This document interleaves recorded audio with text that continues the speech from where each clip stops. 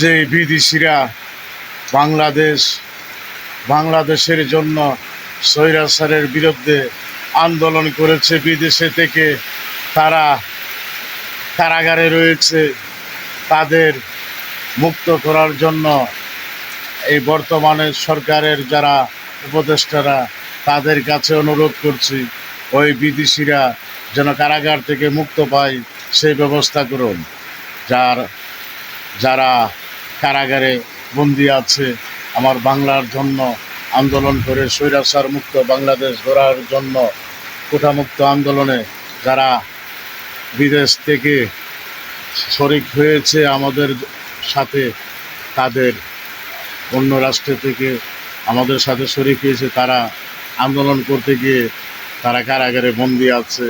তাদের বাপ মা বাংলাদেশে অনেক কষ্ট আছে, তাদের জন্য তারা কত কষ্ট করতে আছে জেলখানায় বন্দী হয়ে।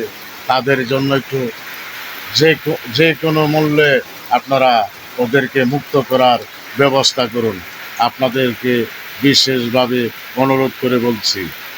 আর যদি ওদেরকে মুক্ত করার ব্যবস্থা না করুন, তাহলে আপনারা জাতির কাছে বেঈমান হয়ে থাকবেন। সবাইকে সালাম জানিয়ে আমি শেষ করছি। আসসালামু আলাইকুম।